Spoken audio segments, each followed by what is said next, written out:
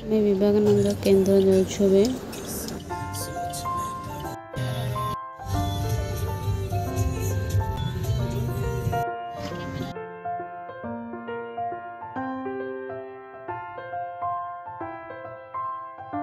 तार अनुवाद कार्यक्रम आगे चलती कहीं प्रत्येक भाषा लोक निजर मातृभाषा पठन कले तार आनंद लाभ करता है। तेणु मातृभाषा अनुवाद सेगुड़ी से आग्रह सहकारे अनुवाद कर साहित्य भंडार को रुद्धिमंत कर कर्णधार से जीवन प्रति कार्यकर्ता जेकोसी गोटे संगठन मेरुदंड होती तार कार्यकर्ता जीवन प्रति लाइफ वर्कर जो मैंने 5 वर्ष तदुर्ध समय केन्द्र पर उत्सर्ग करते शिक्षार्थी कार्यकर्ता केन्द्र मानक स्थायी शाखा एवं राउरकेला अनुगुल संबलपुर गोप कोरापुट भद्रक बेतनटी सोर एवं अन्य स्थान मानक संपर्क स्थान मान कार्य करुछि। कुसुपुर ठारे एक होमियोपैथी दातव्य चिकित्सालय स्थापन सेठारे डाक्तर मान एक संस्कार वर्ग स्वाध्याय वर्ग कार्यक्रम मान परिचालित होउछि। तेणु आपण माने समस्त एथिरे योगदान दियंतु। समग्र भारत एवं समग्र भारत सहित ओडिशा मध्य विवेकानंद जीवन स्वप्न एक संगठित और गौरवोज्वल भारत वर्ष एक ऐश्वर्य कार्य बोली भावी केन्द्र मुख्य स्रोत में सामिल होगा केन्द्र कार्यकर्ता होगा पृष्ठपोषकता करवा विवेकानंद प्रकाशन ग्राहक होगा एवं केन्द्र स्थानीय कार्यक्रम नियमित योगदान करवा। धन्यवाद। सेमाने जेमती भाविबे जे नाही आमर की अछंती केवल सेतिक नुह आमर गोटे अमृत परिवार कहवाई गले आमर पूर्वपुरुष जो माने अछंती पूर्वपुरुष पितृ हो उद्देश्य किसी श्राद्ध कि उद्देश्य जो सब आमर करा जाए किसी कार्यक्रम अनुष्ठान करा जाए सेटा आमर उत्तम गोटे भल परिवार रे से सब जिनस करा जाए एमती नुह जे नाई आम सब करवानी जी जाइए ना से आशीर्वाद आम उपरे थाए। केवल सेतिक नुह आहरी थाए जे आम परिवार कि आम धर्मर आम संस्कृतिर किसी अनुष्ठान जोटा कि आम धीरे धीरे भूली जाऊे आम पर्व आम अनुष्ठान से गुड़ा आम भूलवा उचित नुह। आम हिंदू धर्म रे बहुत अच्छी पूजा पार्वण सब बहुत किसी अच्छी आम से पालन करवा उचित आ सहित दुखी रंकी ए सब जिनस से साहाय्य सहयोग करवा दरकार। मु भावे यहाँ ही गोटे अमृत परिवार लक्षण अमृत परिवार गोटे अमृत परिवार हेबनी गोटे अमृत गोटे साही कि गोटे गोटे अमृत परिवार केतोटी अमृत परिवार को लेकर साही होची सहर होची देश होची राज्य होची ताहले से कौन आम अमृत परिवार आमर गोटे गोटे अमृत परिवार गोटे उत्तम राष्ट्र गठन परिवार आम गोटे गोटे नुह कि आम गोटे उद्देश्य नुह कि तेणु आम आमर परिवार ही आम राष्ट्र गठन कर मंत्र नवा आम परिवार को सुसंस्कृति कर सुसंस्कार भाव में गढ़ी नवा एमती हेले आम राष्ट्र गठन में आम योगदान दे पारिबा।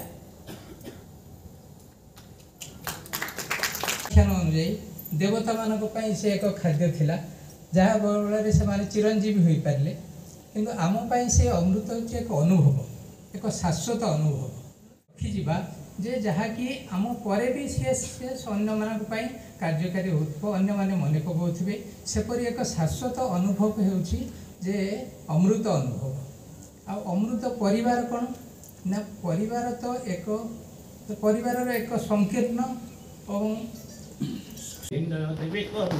साधारण लोक जो कहे तुम भल पिला बोली से मोर जीवन सार्थक है बोली जानी तेणु से निर्णय कर तू केमी पाठ पढ़ा मिल ना जदि ये संसार रूपक विद्यालय पाठ पढ़ी भल पढ़ी पारू तेरे जा लोक मैंने सर्टिफिकेट तू भल लोक हो से पाठर किसी मूल्य अच्छी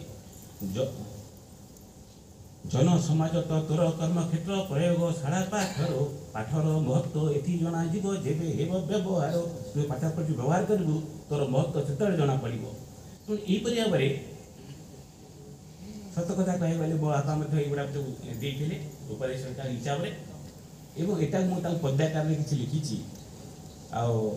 देखी रखी जिन गुड़ा निजर अनुभव टाक रखी जहाँ रखी तो 100-200 पदर बड़ कविता ये हो और कही सर ये जो आम जोटा आनीचे बापा पाखु शुणिकी से पिला से जिन केवल आम अनलोड करे जहाँ लोड करते अनलोड करने चेष्टा कराई पिला पाखे जमी से जिनस जीवन जदि परिवार की भल हो पारा ताली से अवदान में समाज भल हम आम सुस्थ समाज कर धन्यवाद।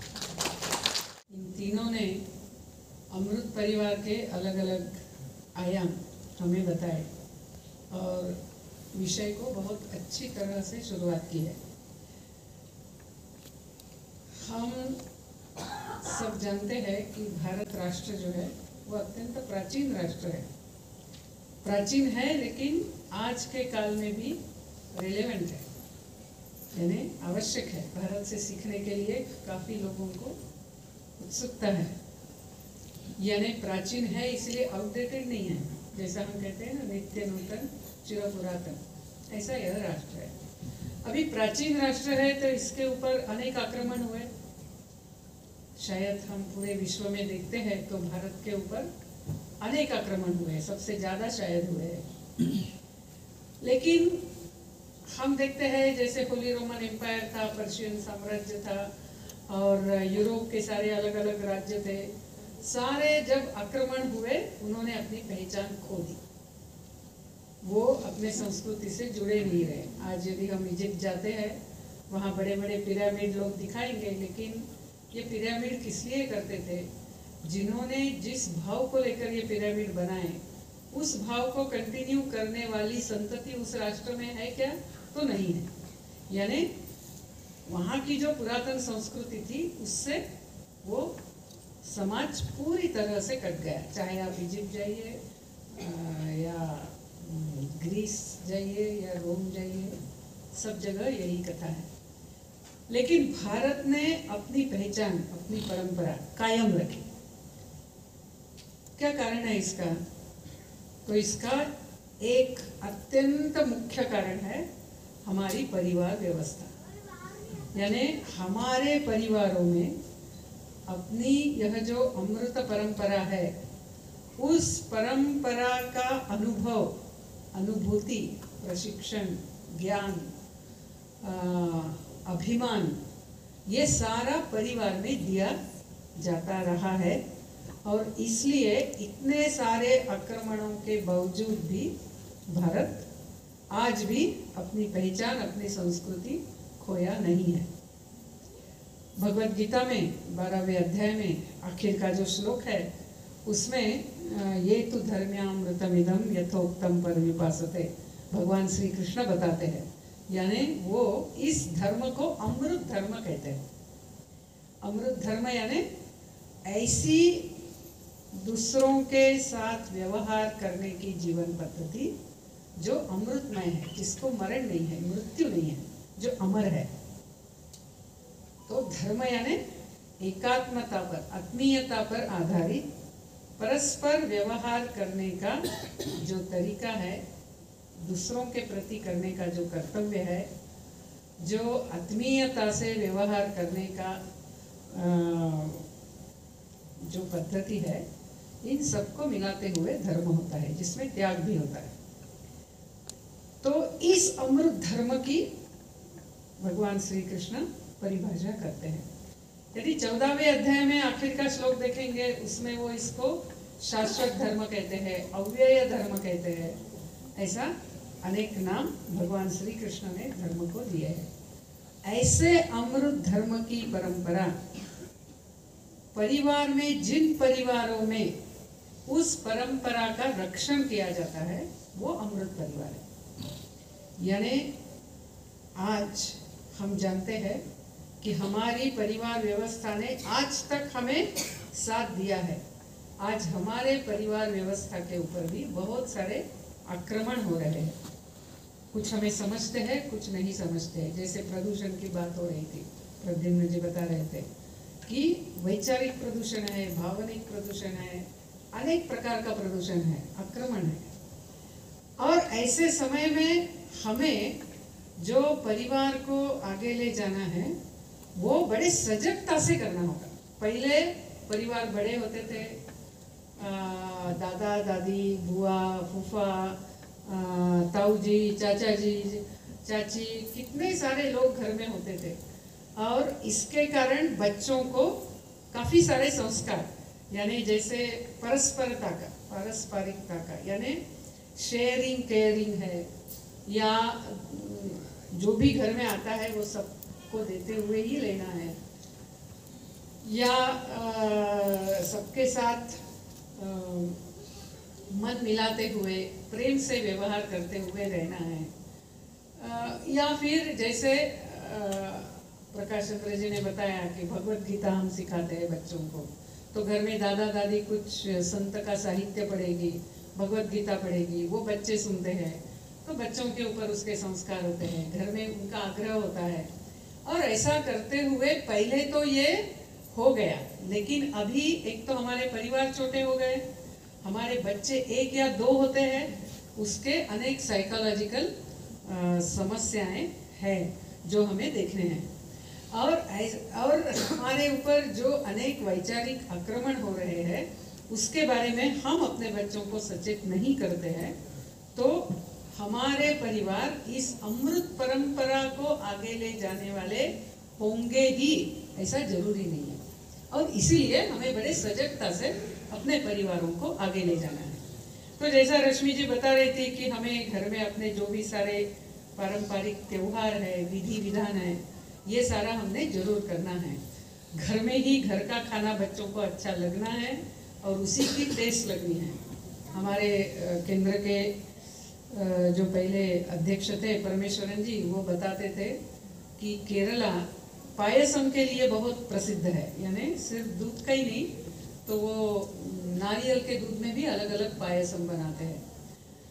तो जब ओणम आता था तो हर घर में वो पायसम बनेंगे, और आप ऐसे रास्ते से जाएंगे तो आपको सुगंध आता रहेगा, क्योंकि कोकोनट मिल्क इज बॉइलिंग और दूध बॉईल हो रहा है, तो सुगंध आएगा एक ऐसे रास्ते से जाएंगे। तो उन्होंने बताया आज ऐसी स्थिति है, ओणम के दिन घर में खाना नहीं बनता है, ओणम के दिन सारे लोग होटल में जाते हैं, यानी पायसम बनाने की अपनी परंपरा चली गई।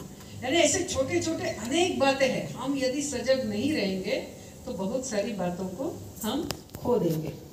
दूसरा ऐसा है कि आज के कॉम्पिटिटिव दुनिया के कारण हम, यानी वो कॉम्पिटिटिव दुनिया हमारे ऊपर इतनी हावी हो जाती है कि हम अपने बच्चों को जिस प्रकार से उनका विकास करना चाहिए वो हमारे ध्यान में रहता नहीं।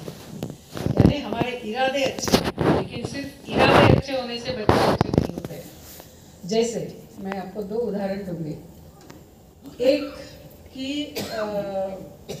बच्चे पढ़ाई करना है ना, कॉम्पिटिटिव, उनको मार्क्स अच्छे मिल रहे हैं, और बच्चे 1-2 ही होते हैं, घर में संपन्नता है, तो हम बच्चों को घर का कोई काम करने नहीं देते। बच्चा काम करने भी आता है, हम कहते हैं काम मत करो बेटा, तुम पढ़ाई करो, तुम पढ़ाई करो, तुम पढ़ाई करो। और जब बच्चा माँ के साथ सब्जी काटना चाहता है, बच्चा हो या बच्ची हो, या माँ कपड़े धो रही है तो कपड़े धोना चाहता है, माँ झाड़ू लगा रही, उसको भी इंटरेस्ट आता है झाड़ू लगाने का। छोटे बच्चों को ये सारे करने की इच्छा होती है, लेकिन माँ क्या कहती है, नहीं नहीं ये तुम मत करो, तुम पढ़ाई करो। और ऐसा करते करते होता क्या है कि जब बच्चे बड़े होते हैं, जब उन्होंने काम करना है, अभी उनको काम करने की आदत नहीं है। हमारा इरादा अच्छा था कि बच्चे पढ़ाई करें, लेकिन हमने बच्चों का सर्वांगीण विकास सोचा ही नहीं। मैंने ऐसे युवा देखे हैं कि वो दूसरी जगह गए, खाना ठीक नहीं है और उनको बनाना आता नहीं है, वापस आ गए, पढ़ाई नहीं कर सके अच्छे से। ऐसी लड़कियां देखी है, शादी के बाद जाती है, काम करने की आदत नहीं है, सास ससुर या पति बहुत नाराज हो जाते हैं, इनको भी गुस्सा आता है कि मैंने क्यों करना है, और ऐसा करते करते परिवार टूटते हैं। इतनी छोटी सी बात जो बचपन में हमने बच्चों को आदत नहीं लगाई। दूसरा है कि बच्चे बहुत छोटे होते हैं, मैंने इरादे अच्छे होने से बच्चे अच्छे नहीं होते हैं, तो हमें उस प्रकार से उनका प्रशिक्षण भी करना है। तो जब बच्चे बहुत छोटे होते हैं तो आपने देखा होगा कि ये अपना बायो क्लॉक है, यानी सूर्योदय होने के पहले मनुष्य जग जाता है, तो बच्चा भी घर का जग जाता है, छोटा सा 6 महीने का, 7 महीने का, 8 महीने का, वो जग जाता है। लेकिन हम क्या करते हैं, हम सोचते हैं ये जग जाएगा तो मेरा काम ये हो जाएगा, तो हम उसको फिर से सुला देते हैं, बेटा सो जा। तो उसके ऊपर और कुछ कपड़ा डालेंगे, या पालना है तो पालने में ऐसा करेंगे, और ऐसा करते करते हम अभी बच्चे को क्या आदत लगा रहे, आंखें खोलने के बाद सो जाना है, आंखें खोलने के बाद फिर से सो जाना है, ये आदत लगा रहे। अभी बच्चा फिर केजी जाने लगता है, 3.5 ईयर, 4 ईयर, 5 ईयर, फिर सवेरे का स्कूल है, हम बच्चों को उठाते हैं, बच्चा उठो, तो वो आंख खोलता है, हमें लगता है बच्चा उठ गया, हम अपने काम में जाते हैं, फिर से सो जाता है, करवट बदल के सो जाता है। और यही आदत रहती है। मैं बहुत घरों में रहती हूँ, प्रवास में जाती हूँ, तो मैं वहाँ के बच्चों को पूछती हूँ, अच्छा तुम कितने बजे उठते हो? पता है जवाब कभी एक नहीं होता है, यानी एक समय कभी आता नहीं है। वो कहते हैं यदि सवेरे का स्कूल है तो 7 बजे उठता हूँ, यदि रविवार है तो मैं 8:30 बजे उठता हूँ, यदि दोपहर का स्कूल है तो मैं 9 बजे उठता हूँ। यानी कोई हम आदत नहीं लगा रहे हमारे बच्चों को। वो बाहर जाएंगे तो कैसे, आखिर जीवन यानी क्या है? समय और ऊर्जा है। समय और ऊर्जा का कैसा उपयोग करना, ये बच्चों को सिखाना है। और ये हम नहीं सिखा रहे तो धीरे धीरे क्या होता है, बच्चे बड़े तो होते हैं लेकिन उनको इसका नियोजन नहीं आता है, समय का नियोजन नहीं आता है, ऊर्जा का नियोजन नहीं आता है, फिर टेंशन्स बढ़ते हैं, बीमारियां बढ़ती है। आजकल तो ऐसे उदाहरण है, 26 बरस का लड़का हार्ट अटैक से गया, 40 बरस का व्यक्ति, बच्चे छोटे हैं और हार्ट अटैक से चला गया। यानी ऐसा क्यों हो रहा है? क्योंकि हमने बच्चों को, चाहे खाना हो, चाहे जीवन में एक बात आई थी, मुझे लगता है शायद प्रद्युम्न जी ने की, संयम की बात आई थी। हम आज बच्चों को संयम सिखाते ही नहीं है, यानी संयम है ही नहीं। बच्चे जितना वस्तु चाहते हैं हम सारे देते हैं, ऐसा देते देते हमें लगता है कि आखिर एक ही तो बेटा है और वो मांग रहा है तो देने में क्या जाता है, और मैं दे भी सकता हूँ। जब मैं छोटा था मुझे सिर्फ 3 शर्ट होते थे, और मैंने जब चौथा मांगा था तो क्या हुआ, थप्पड़ मिली। प्रवीण जी हाथ दिखा रहे। तो माँ पिताजी कहते थे बस हो गया, 3 है तुमको, 2 धोकर पहनने के लिए, 1 बाहर जाने के लिए, और कितना चाहिए? ऐसा यानी जीवन में ना लेने की आदत बच्चों को बचपन से होती थी। अभी बच्चों का कैसा हो गया है, entitlement, I am entitled, if I ask I must get. और माँ पिताजी का दायित्व क्या है, मैं जो भी मांगता हूँ वो देने का दायित्व है उनका, यानी उन्होंने देना ही है। मैं एक घर में रुकी थी, वहाँ छोटी सी लड़की थी, क्लास 3 में थी, उसने कुछ तो भी मांगा, पिताजी ने ना बोला, तो उसने कहा देखिए मैं आपकी इकलौती बेटी हूँ, घर से चली जाऊंगी तो आप क्या करेंगे? और छोटी सी लड़की माँ पिता को धमका रही है। यानी एक एंटाइटलमेंट का हो गया है कि माँ पिताजी हेल्पलेस है, और ऐसा एक फीलिंग हम बच्चों को देते हुए बड़ा कर रहे हैं। और जब फिर वो बड़े होते हैं तो जीवन तो इतना आसान नहीं है कि हम जो भी मांगेंगे मिलता रहेगा, और फिर उनको ना लेने की आदत नहीं है।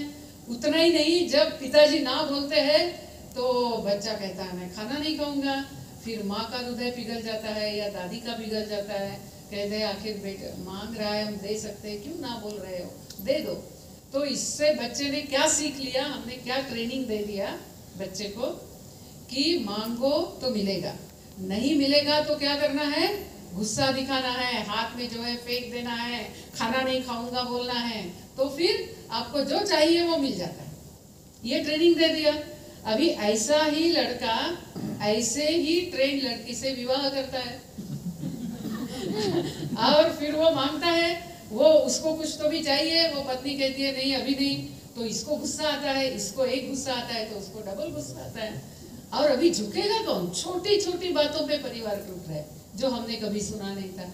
एक्चुअली परिवार ये त्याग, प्रेम, समर्पण, सेवा, इन सब पर आधारित है, लेकिन इसके संस्कार हमने बच्चों के ऊपर किए ही नहीं, और किए नहीं इसलिए जब वो बड़े होते हैं उनको ये एडजस्ट करना कठिन होता है। तो इसीलिए आज सिर्फ इरादे अच्छे होने से होगा नहीं, हमें बच्चों को उस प्रकार से संस्कार, हम जो भी कर रहे हैं उससे बच्चों के ऊपर क्या संस्कार हो रहे हैं, हम घर में क्या विषय लेके बात कर रहे हैं। हम यदि पैसों की गिनती कर रहे हैं कि देखिए ये हमारे पास आके रही आपकी माँ तो 6 महीना रही, इतना खर्चा हो गया, और आपके तो 2 भाई है, उनके पास जाने दीजिए। हमारा 4 बरस का बेटा सुन रहा है तो बाद में वो ऐसी ही गिनती करेगा, तो उसके लिए जिम्मेदार हम हैं। यानी हमें लगता है ये 4 बरस के बच्चे को क्या समझता है, या 8 बरस के बच्चे को क्या समझता है, लेकिन उनको सब समझता है। दूसरा, मैं एक बार एक जगह रुकी थी, वो फैमिली काउंसलिंग कोर्ट में काम करती थी। तो मैंने उनको पूछा क्या ये सही है, डाइवोर्सेस बढ़ रहे हैं? उन्होंने कहा हाँ दीदी बहुत बढ़ रहा है। तो मैंने कहा कि अच्छा ये बताइए डाइवोर्सेस के कारण क्या है। पता है उन्होंने क्या बताया? उन्होंने बताया डाइवोर्सेस के कारण लड़की की माँ है। मैं बड़ी चकित हो गई। मैंने पूछा लड़की की माँ कैसे कारण है? तो उन्होंने बोला विवाह के बाद अभी उस लड़की को उस नए घर में जड़ पकड़ने है ना। हम भी जब अपना जॉब करते हैं, कहीं नई जगह जाते हैं, तो हमें जड़ पकड़नी होती है, समय लगता है, तपना होता है, तब लोग हमें एक्सेप्ट करते हैं। लड़की को भी ये करना पड़ता है, लड़की को भी करना पड़ता है, लड़की को ज्यादा करना पड़ता है, ऐसी है अपनी पद्धति। अभी ये माँ मोबाइल से फोन करती है, अच्छा उठ गई क्या बेटी? और तुम्हारी सास वो भी उठ गई क्या? अच्छा उसने क्या किया, वो काम तुमने किया या सास ने भी किया? अच्छा तुमने क्या खाया और तुम्हारे सास ने क्या खाया? ऐसे छोटी छोटी बातों पे वो सतत फोन करती रही, ऐसा उन्होंने मुझे बताया। यानी आज मोबाइल भी एक कारण है। मोबाइल के बाकी दुष्परिणाम तो हम सारे जानते हैं, लेकिन ये दुष्परिणाम मुझे उस दिन उनसे पता चला कि हम अपने बेटी को नए जगह पे वो एक्सेप्ट करने के लिए जो समय देना है वो देते ही नहीं है। हम बार बार उसको प्रश्न फोन करते हुए पूछते रहते हैं, क्या हुआ, ये हुआ क्या? अच्छा तुम्हारे सास ने तुम्हारे लिए और ननद के लिए साड़ी खरीदी, तो तुम्हारी कितने रुपए की है, ननद की कितने रुपए की है, और ये विवाह में तुम्हें कितने रुपए का प्रेजेंट मिला है? क्या गिनती सिखा रहे? जीवन कभी कैलकुलेटिव अप्रोच से परिवार कभी खड़े नहीं होते हैं। धर्म में कैलकुलेशन है ही नहीं, धर्म में कर्तव्य है, संयम है, त्याग है, आत्मीयता है, और ये हम बच्चों को आज सिखा ही नहीं रहे। मैं एक दिन एक घर में रुकी थी, उस दिन वहाँ का छोटे बच्चे का जन्मदिन था, और जन्मदिन में एज यूजुअल जैसा होता है वैसा ही हुआ। उसमें भारतीय जन्मदिन कुछ नहीं था। फिर मैंने ही बोला कि थोड़ा उसका आरती बिरती उतारिए, टीका लगाइए, उसको बताइए कि तुम्हारे अंदर जो लीलिमा दीदी बता रही थी ना केंद्र की गतिविधि में, कि प्रत्येक आत्मा में सुप्त ईश्वरत्व है, और उस ईश्वरत्व का प्रकटीकरण करना ये जीवन का ध्येय है। आज हम अपने घरों में कितने बच्चों को और कितनी बार हम ये बात बताते हैं। हम तो सिर्फ मार्क देखते हुए, ऐसे मार्क मिलेंगे तो तुम्हें अच्छी नौकरी नहीं मिलेगी, जैसे पढ़ाई किस लिए है, नौकरी के लिए, ऐसे ही हम बच्चों को सिखा रहे हैं। पढ़ाई तुम्हारा व्यक्तित्व खुलने के लिए है, नौकरी तो मिल जाएगी। अरे तुम्हें दम है, आत्मविश्वास है, तो जहां भी जाओगे अच्छी नौकरी करोगे, ऐसा हमने बताना है। पहले उसको विकसित करो, तो ऐसा हम बताते नहीं है। तो मैंने बोला कि थोड़ा उसका ये कर कीजिए, उसको बताइए। केंद्र में एक श्लोक गाते हैं, फिर और केंद्र के 2 कार्यकर्ता मेरे साथ थे, हमने वो श्लोक गाया, वो तो सब हो गया। फिर जो जैसे होना था वैसा हुआ, यानी केक काटना, फिर वो मोमबत्ती बुझाना वगैरह, वो भी हो गया। उसके बाद सारा हो गया, उसके मित्र आए थे, प्रेजेंट दिए, चले गए, और बाद में फिर प्रेजेंट खोलने का कार्यक्रम शुरू हुआ। एक एक प्रेजेंट जो था, फिर आइए एक साथ दीदी के साथ फोटो खड़े, जो आइए सामने आ जाइए, यहाँ शिविर में आ जाओ, ठीक है? नहले वीडियो कर दियो यदि न हो। अच्छा फोटो आसी जो बाजार के छुआ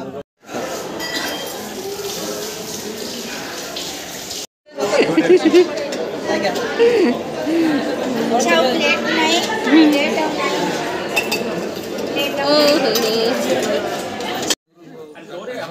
उठे दूध दिए